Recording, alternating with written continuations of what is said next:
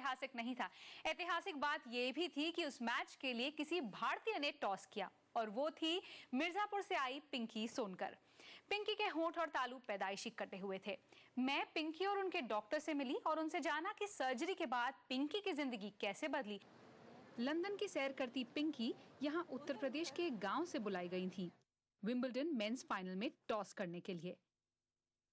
पिंकी यहाँ smile train charity की प्रतिनिधि थी और लंदन आकर बेहद खुश हुई।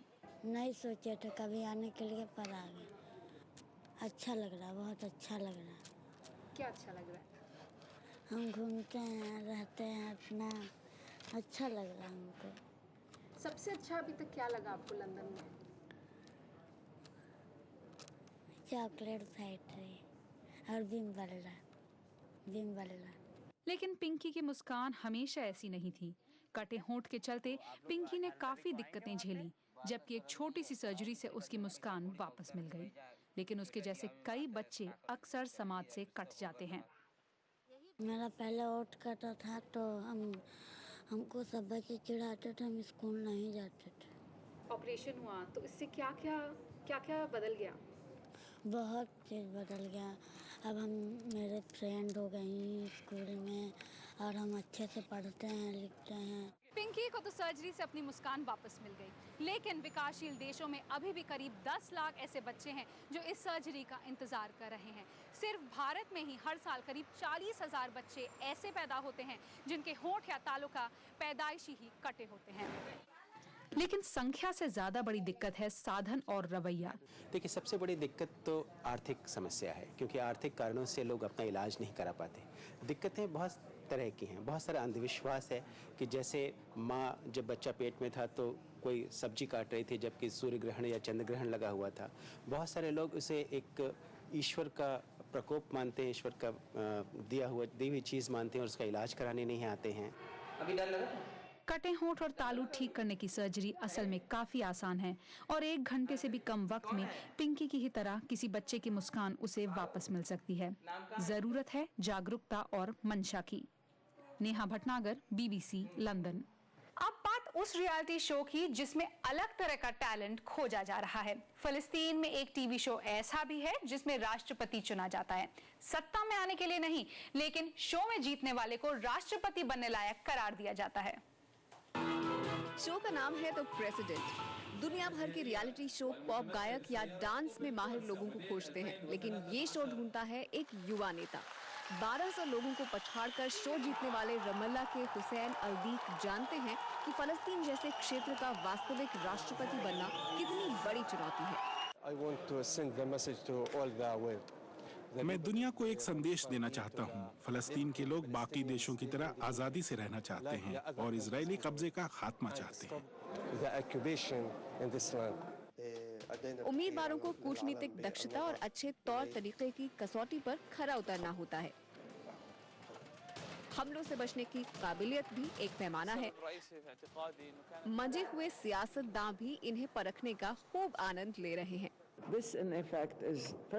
पहली बात तो ये कि ये लोकतांत्रिक है।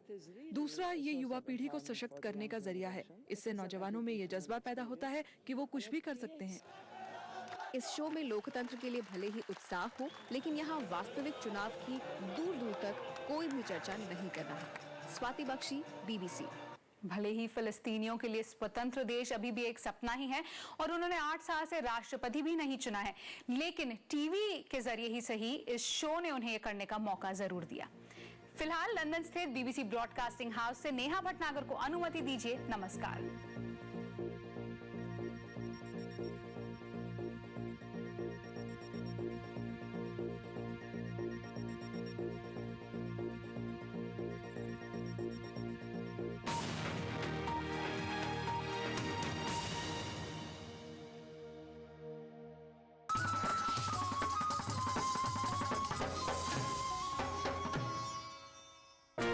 बिछड़ेंगे तो मर जाएंगे हम दोनों, एक डोर में है हमको ये दर बांधे हुए। मैं बाद में इस मुल्क का नक्शा बनाता हूँ। मुझे अपनी वफादारी पे कोई शक नहीं होता।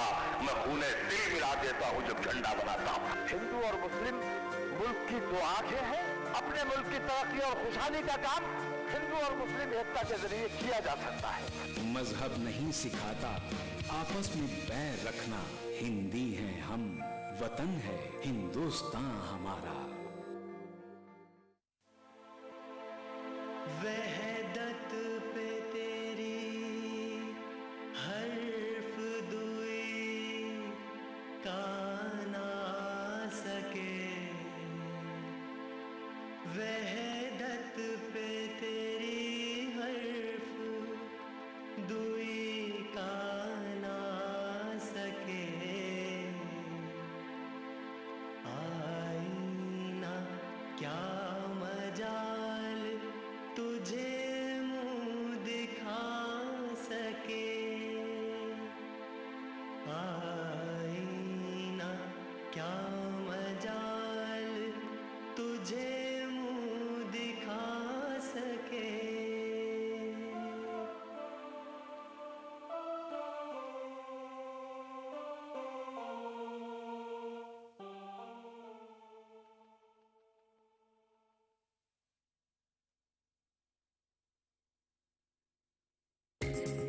ईटीवी उर्दू पर अगला प्रोग्राम।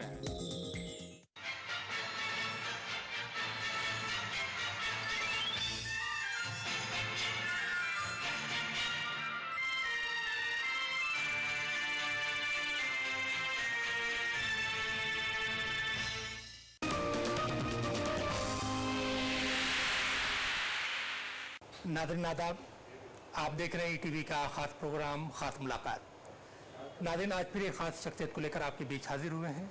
आज की जो शख्सियत है उसका ताल्लुक़ तो अरब से है, लेकिन जब हम उर्दू ज़बान की बात करते हैं तो हमें देखते हैं कि वो ज़बान जो हिंदुस्तान में पैदा हुई वो बर्र सग़ीर से निकलकर अब यूरोप की वादियों में भी अपनी ज़बान के परचम को बुलंद कर रही है। आपका नाम डॉक्टर ज़ुबैर फ़ारूक। ज़ुबैर साहब, ईटीवी के ख़ास प्रोग्राम में आपका खैर मक़दम, आपका इस्तकबाल करते हैं। शुक्रिया बहुत जी। ज़ुबैर साहब, आपका ताल्लुक़ अरब से है और जब अरब की बात होती है तो लोगों की ज़बान पे होता है कि यहाँ के लोग अरबी ज़बान में बात करते हैं, अरबी ज़बान में लिखते हैं, पढ़ते हैं, ओढ़ना बिछौना सब कुछ अरबी ज़बान में होता है। तो आपका रिश्ता इस ज़बान से कैसे हुआ? एक तो ये है कि उर्दू ज़बान जो है हमारे मुल्क में भी बोली जाती है।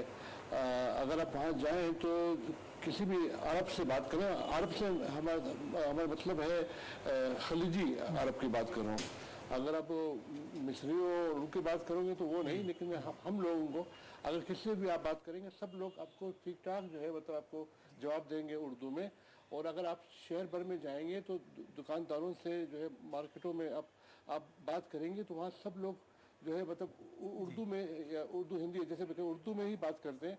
और पैसे तक भी ये कहते हैं कि ये 5 रुपए का है, ये कितने पैसों का है, इस तरह से ही वो आपको बात करते हैं। तो आपको पता भी नहीं चलता है कि मतलब कि आप जो है मतलब ये हिंदुस्तान और से या बर्र सग़ीर से आप उधर आए हैं। इसलिए कि ये बहुत पहले से है। इससे हम लोग हमारे जो पैसे थे वो भी पहले रुपया और पैसा ही था जी।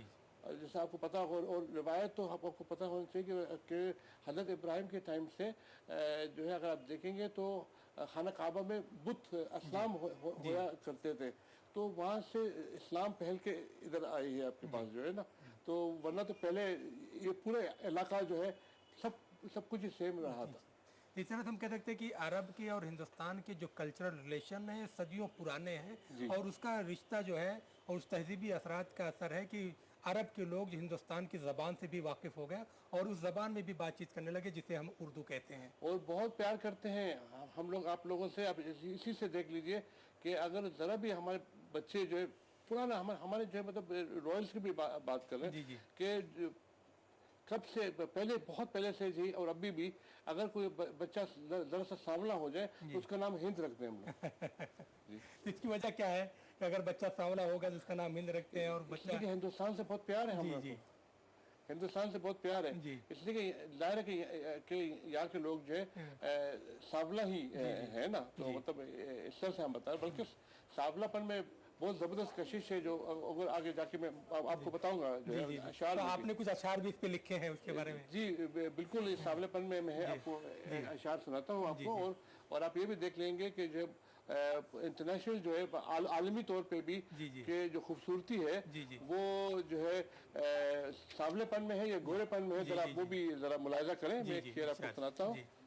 एक शेर तो मैं आपको गजल के लिए पहले सुना रहा हूँ कि ये बात खास लगती है गम के सफीर में, है दर्द इंतहा का सदाए फकीर में। अब जरा ये शेर सुनिए कि दिल बाग बाग होता है चश्मो नजर निहाल, दिल बाग बाग होता है चश्मो नजर निहाल, कितना जमाल हुस्न है बर्रे सगीर में। वाह वाह, कितना जमाल हुस्न है बर्रे सगीर में। और एक शेर ये है कि जूलियट और हीर को मतलब मुकाबला किया हुआ हमने कि वो गोरी जूलियट के बदन में कशिश कहाँ, वो गोरी जूलियट के बदन में कशिश कहाँ, जो सांवले सनों ने बदन की है हीर में। वाह वाह, बहुत अच्छा है, बहुत अच्छा है, बहुत। जिस तरह से आपने कहा कि जो है हम यहाँ पे ये जानना चाहेंगे कि शायरी का फ़न एक अलग फ़न है। अरब की शायरी की बात करें तो वहाँ पे ज़माने कदीम से इस फ़न पे, और ज़माना था कि अरब के लोग जो है अपने सामने दुनिया के लोगों को जो है ये कहते थे गूंगे जो है वाजिमी है। अरब के लोगों को बड़ा नाज हुआ करता था उस शायरी पर। वो तहजीबी रवाज जो आपको मिली है तो ये ज़बान से कुछ सीखने की, इसकी रस्मुल ख़त को सीखने, ये कहाँ से आपको हुआ? मैंने एक तो MBBS किया हुआ है कराची से, तो 8 साल उधर रहा हूँ पाकिस्तान में जी। तो और दूसरी बात यह है कि अभी हमारे जो हालिया वाइफ हैं वो भी जो है मतलब उर्दू स्पीकिंग है जी। तो जाहिर है अब बीवी से किस लैंग्वेज में आप बात करेंगे जी, उसी ज़बान में बात करेंगे जी। और तो इसी तरह से जो है मतलब और क्यों सीखनी पड़ी भी, अगर नहीं भी मैं चाहता था, लेकिन ये कि इतनी ज़्यादा कशिश है और ज़बान में इतनी शीरी है कि खुद ही लोग जो है अचानक चाहते हैं कि मतलब कि वो ज़रूर चाहते हैं कि इसी ज़बान को सीखें और इसमें मैं शायरी भी करें। मैं तो शायरी 11 साल की उम्र से करते आ रहा हूँ, अरबी में और अंग्रेज़ी में। उर्दू में शायरी जो है मैंने जब से इब्तिदा की है, जब मैं पहली बार हिंदुस्तान आया था, उसके बारे में भी अगर चाहे वो हम जानना चाहेंगे। वो ख़ास जब आप हिंदुस्तान आए और आप दक्कन की तरफ गए और ख़ास तौर से टिप्पू सुल्तान और हैदर अली की जो है वहाँ पर आपने ज़ियारत की, वहाँ पे जानना चाहेंगे कोई एक तहरीक ख़ास आपको हुई थी और आपने शेर का, उस शेर क्या था? जी बिल्कुल। उधर जो हम जब गए थे, हम जो है टिप्पू सुल्तान और हैदर अली के मज़लूम पे जब गए थे, तो वहाँ पे मैं क्या देखता हूँ कि 2 मुसलमान हुक्मरान अपने अपने बलबूते पे मशहूर हैं, हैदर अली और टिप्पू सुल्तान। ना बाप बेटे की वजह से, ना बेटा बाप की वजह से। तो बेसाख्ता जो एक शेर मैंने उधर कही थी कि इज्जत ना पा सकोगे बुजुर्गों के नाम से, इज्जत ना पा सकोगे बुजुर्गों के नाम से, जानेंगे लोग तुमको तुम्हारे ही काम से। बहुत अच्छा। और उसके साथ ही एक मक्तब भी कह दिया मैंने कि फारूक कितने गुल हैं चमन में खिले हुए। ये भी बेंगलोर में मैंने कही थी, इसलिए कि बेंगलोर जो है वो गार्डन सिटी ऑफ इंडिया समझे जाता है। अब आप देखिए उसको मजा लें, बेंगलोर के लिए मजा लें कि फारूक कितने गुल हैं चमन में खिले हुए, पहचान सबकी है मगर अपने ही नाम से। वाह वाह, बहुत अच्छा। जुबैर साहब, जिस तरह से आपने कहा कि पहचान सबकी है मगर अपने ही नाम से, आपकी पहचान शनाख्त एक डॉक्टर की हैसियत से, डॉक्टर जुबैर फारूक, और इसके साथ साथ फिर आप अदब से भी वाबस्ता, मुख्तलिफ ज़बानों में आपकी शायरी, आप जो अरबी ज़बान में भी शायरी करते हैं जो आपकी अपनी मादरी ज़बान, फिर अंग्रेज़ी ज़बान में भी आपने शायरी की, उर्दू ज़बान पे भी शायरी की।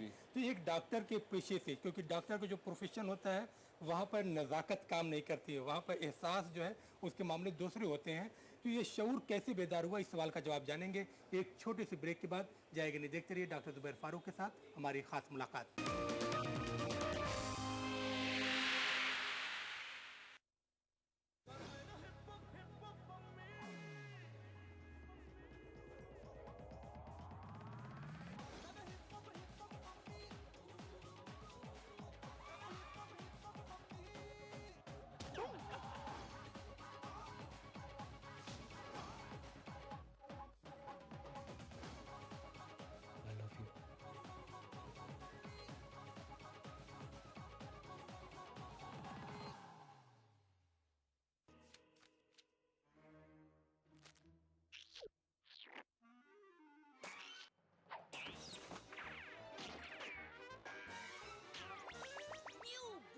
जेली, थोड़ा खेलो थोड़ा खाओ।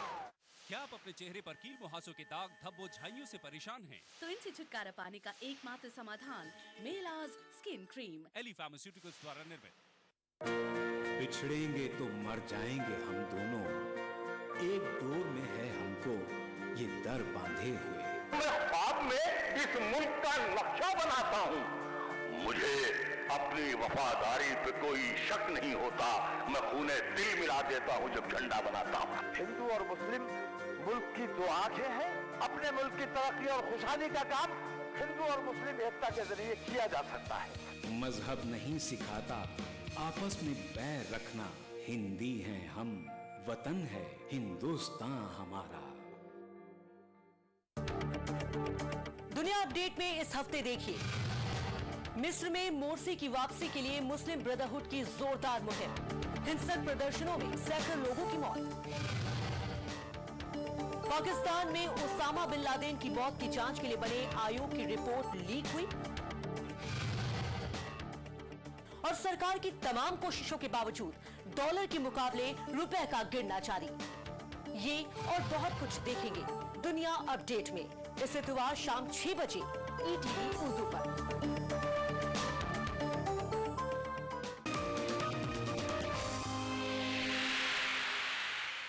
नाज़रीन, ब्रेक के बाद एक बार फिर आप सबका खैर मकदम और आप देख रहे हैं हमारा खास प्रोग्राम खास मुलाकात। जुबैर साहब, हम लोग बात कर रहे थे आपके प्रोफेशन को लेकर कि जब आप पाकिस्तान गए और आपने वहाँ पर तालीम हासिल की, वहाँ पर आपकी तालीम के साथ साथ आपको एक खुशगवार मौका ये भी मिला कि आप एक अपनी ज़बान के साथ साथ उर्दू ज़बान से वाकिफ़ हुए। तो उस ज़माने के उस हालात को जानना चाहेंगे कि जिन्होंने आपके जहन दिल पे जो है अपने नक्कुश को छोड़ा है। इसको दो हिस्से में जवाब है। जी जी। एक ये पहली बात ये कि मैं 11 साल की उम्र से मैं आपको बताया था कि मैं शायरी कर रहा हूँ। तो 11 साल की उम्र में मैं डॉक्टर नहीं था। जी। पहली बात। जी जी। और दूसरी बात ये कि हमारे फैमिली मेंबर्स जो हमारे जो वालिदैन हैं वो चाह रहे थे कि मैं डॉक्टर बनूँ। जी। तो फिर मैंने ये कर लिया कि समझो कि मैंने एक इस तरह के फील्ड चूज किया जो बहुत करीबतर हो शायरी से। तो मैं जल्दी अमराज का डॉक्टर बना जहाँ पे हमारी जो मतलब वो है मोटो है कि हम हुस्न जमाल को, दुनिया के हुस्न जमाल को की हिफाजत करें, यानी to preserve beauty in this world. ठीक है ना। तो ब्यूटी और शायरी में बहुत जबरदस्त रिश्ता है। तो इस तरह से जिस मौजू का रिश्ता है, बगैर खूबसूरती की जो वजाहत, जिस तरह से हुस्न की जो है वजाहत शायरी में की जाती है। तो मैं जानना चाहिए, जिस तरह से आपने कहा कि 11 साल की उम्र में आपने शायरी शुरू कर दी, तो वो 11 साल में वो कौन सा खास एहसास था जिसने आपको शायरी की तरफ माइल किया? मैं तो बचपन से ही जो है वो आप कहते हैं कि इन बॉर्न है। 6 साल की उम्र में मैं कहानियाँ लोगों को मतलब वो परियों का और इस तरह से कहानियाँ लोगों को मतलब कहा करता था, सुनाता था। और नर्सरी राइम्स में जो है मैं दुने मतलब वो तरतीब करता था उसी उम्र से। तो आप ये देख लीजिए किसी का लगाव जो है, इसलिए मैं इस तरह से मैं आपको बताया था कि डॉक्टर आपको बनना पड़ता है, शायर आप पहले से होते हैं, तो मूसीकार भी आप पहले से होते हैं। तो ये दोनों ही फील्ड है हमारा। हमें सिर्फ शायरी भी नहीं है बल्कि आपकी जो रागों हैं उनसे भी मैं वाकिफ हूँ। और मैं खुद दुने भी तरतीब देता हूँ और वो सब रागों में, आप लोगों के रागों में। तो आप इसी से देख लीजिए कि मतलब कि 6 साल की उम्र से, बल्कि उससे पहले भी जब मैं बहुत ही छोटा हुआ करता था तो मैं किसी चीज़ से चुप नहीं होता था। तो हमारी अम्मी मुझे बताती थी कि जब हम आपको कोई गाना सुनाते थे तो आप बस चुप होके जो है मतलब उसकी तरफ वो सुनते थे, और वरना तो किसी और तरह से आपको चुप नहीं कर सकते थे, आपको नहलाने के लिए, आपको और कुछ भी करने के लिए। तो आप देख लीजिए कि मतलब कि वो पैदाइश से ही जो है इसकी तरफ हम माइल हैं। मतलब जो आप जिस तरह से शऊर बेदार होता गया, ये चीज़ें बढ़ती गई। तो वो जो पहली गज़ल आपने अरबी ज़बान में कही थी 11 साल की उम्र में, वो क्या है? मैं आपको जो है अंग्रेजी में आपको सुनाता हूँ। ये जो मुझे याद है इस पर जो मैं वही आपको सुना सकता हूँ। ये तकरीबन 15-16 साल की उम्र में जो मैंने एक नज़म हमने कही थी। आप देख लीजिए कि उस टाइम पे भी मैं सस्पेंस के बारे में लिखा करता था। और सस्पेंस जो है वो ज़रूरी नहीं है कि वो कोई कत्ल गारत की बात हो या कोई चोरी वगैरह की बात हो। जो है आप देख लीजिए हर चीज़ में सस्पेंस में इस हद तक कि जो है आप ये हमारे नज़म आप सुनेंगे इसमें भी सस्पेंस है। आगे जाके आपको मैं ये भी बता दूंगा कि गज़ल में किस तरह से सस्पेंस हर शेर में मैं आपको बताता हूँ। मैं हमारे गज़लों में भी इसी तरह से है। तो पहले हम आपको इंग्लिश में सुना रहे हैं। ये लाइन जो है कि beautiful maiden clad in black, a sparkling diamond round her neck, riding a chariot grey so grey, stop near me and said good day, her hair was blue, her eyes were blue, her hair was dark, her voice resembled that of a lark. She was fairer than the clouds up there. Such wondrous beauty was indeed rare.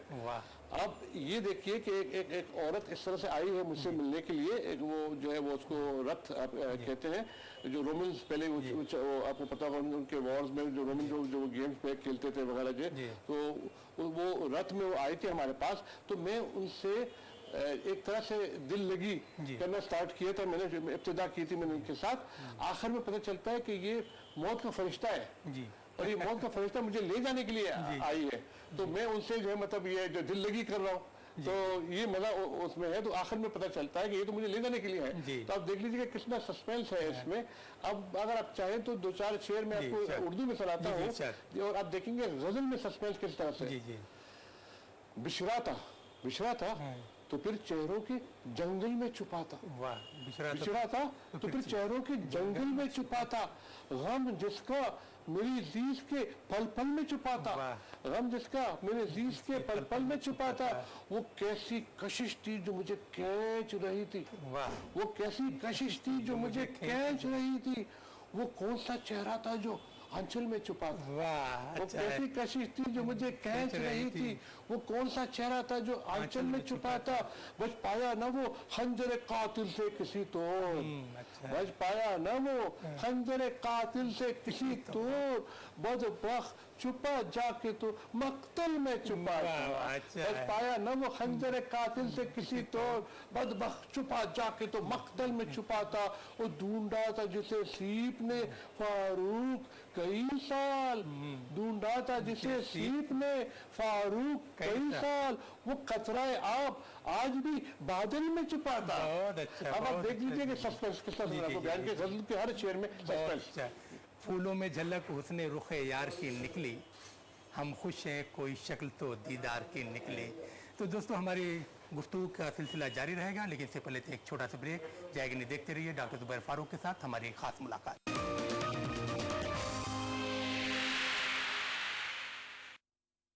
CT Group of institutions known for the best education, best results, best placements. Think of career, think of CT. कभी छोटी सी शरारत बन जाए आफत और जिंदगी is good. TT Innovare, TT is good. गर फिरदौस बर्रुए ज़मी अस्त, हमी अस्तो हमी अस्तो हमी अस्त। जम्मू कश्मीर के हर वाक़ये और हर पहलू पर ईटीवी की नजर। देखिए ईटीवी उर्दू कश्मीर रोजाना शाम 7 बजे और सुबह 7:30 बजे सिर्फ ईटीवी उर्दू पर। दुनिया अपडेट में इस हफ्ते देखिए, मिस्र में मोर्सी की वापसी के लिए मुस्लिम ब्रदरहुड की जोरदार मुहिम। हिंसक प्रदर्शनों में सैकड़ों लोगों की मौत। पाकिस्तान में ओसामा बिन लादेन की मौत की जांच के लिए बने आयोग की रिपोर्ट लीक हुई और सरकार की तमाम कोशिशों के बावजूद डॉलर के मुकाबले रुपए का गिरना जारी। ये और बहुत कुछ देखेंगे दुनिया अपडेट में इस इतवार शाम 6 बजे ईटीवी उर्दू पर। बिछड़ेंगे तो मर जाएंगे हम दोनों, एक डोर में है हमको ये दर बांधे हुए। मैं ख्वाब में इस मुल्क का नक्शा बनाता हूँ। मुझे अपनी वफादारी पे कोई शक नहीं होता। मैं खूने दिल मिला देता हूँ जब झंडा बनाता हूँ। हिंदू और मुस्लिम मुल्क की 2 आंखें हैं। अपने मुल्क की तरक्की और खुशहाली का काम हिंदू और मुस्लिम एकता के जरिए किया जा सकता है। मजहब नहीं सिखाता आपस में बैर रखना। हिंदी हैं हम, वतन है हिंदुस्तान हमारा।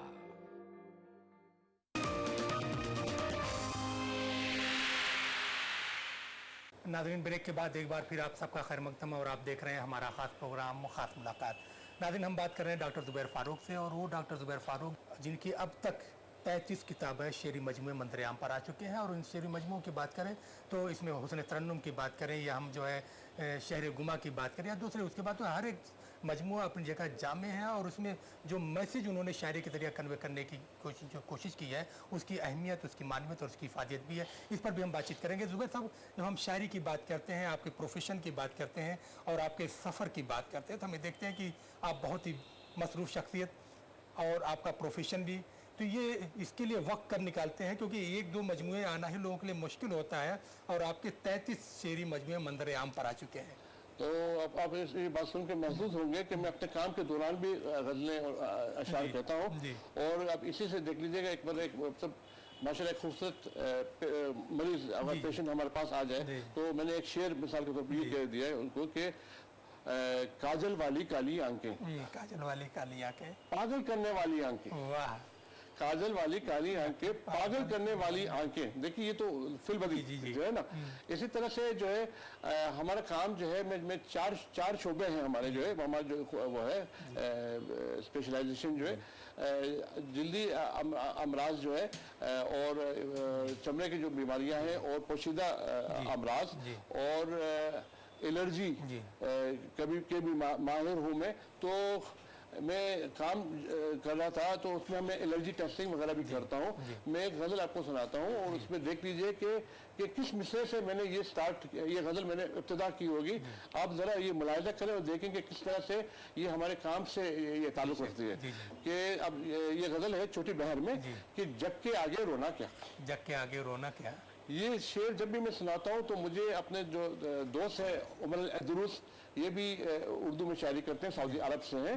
तो ये हमारे साथ बैठे थे दिल्ली में, तो कहते डॉक्टर साहब आप अपनी कोई गज़ल उर्दू में हमें सुनाइए। तो मैंने उधर जो है वो बैठे हुए थे तो एक जो मतलब पानी का जग सामने रखा हुआ था, ग्लास वाला जो है मतलब जो है कांच का बना हुआ, वो सामने रखा हुआ था हमारा। तो हमने इनको कहा जग के आगे रोना क्या।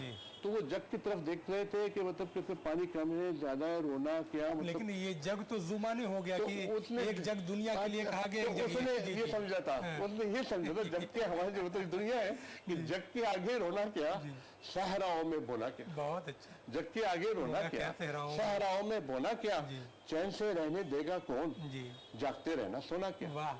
चैन से रहने देगा कौन, जागते रहना सोना क्या। अश्कों से शफाफ हुआ, अश्कों से शफाफ हुआ, चेहरे को अब धोना क्या। बहुत अच्छा। अश्कों से शफाफ हुआ, चेहरे को अब धोना क्या। वक्त की संगत में अपना, वक्त की संगत में अपना होना और ना होना क्या। बहुत अच्छा। वक्त की संगत में अपना होना और ना होना क्या। और तिफल की जा पे बन आई, तिफल की जा पे बन आई, टूटा एक खिलौना क्या। बहुत अच्छा। तिफल की जा पे बन आई, टूटा एक खिलौना क्या। और हम तो यूं भी तेरे हैं, हम पर जादू तो ना क्या। वाह वाह, अच्छा है। हम तो यूं भी तेरे हैं, हम पर जादू तो ना क्या। और दिल को दिल से निस्बत है, दिल को दिल से निस्बत है, पीतल चांदी सोना क्या। बहुत अच्छा। दिल को दिल से निस्बत है, पीतल चांदी सोना क्या। और नाजुक नाजुक आंखों से, नाजुक नाजुक आंखों से बोझ गमों का धोना क्या। और जिसको पा ना सका फारूक, उसको दिल से खोना क्या। अब आप ये गजल देखिए और किस मिसरे से मैंने ये गजल इब्तिदा की होगी। आगे रोना क्या। इसको आप ये देखें कि एक हमारा शेर है कि दिल को दिल से निस्बत है, पीतल चांदी सोना क्या। अब मैं एलर्जी टेस्टिंग करता हूँ तो ये पता करने के लिए कि पीतल से एलर्जी है या जब सोना है उसमें मिक्स होता है पीतल साथ में, या चांदी है तो वो मिक्स होता है, तो उसको मैं टेस्ट करके लोगों को बताता हूँ किस चीज़ से आपको एलर्जी है। तो ये जब मैं वो टेस्टिंग वगैरह कर रहा था लोगों को ये बताने के लिए कि वो है, तो उसमें मैंने ये जरा सा मूड में जो इस तरह यूं ही मैंने कह दिया पीतल चांदी सोना क्या। तो भाई ये तो मिसरा हो गया।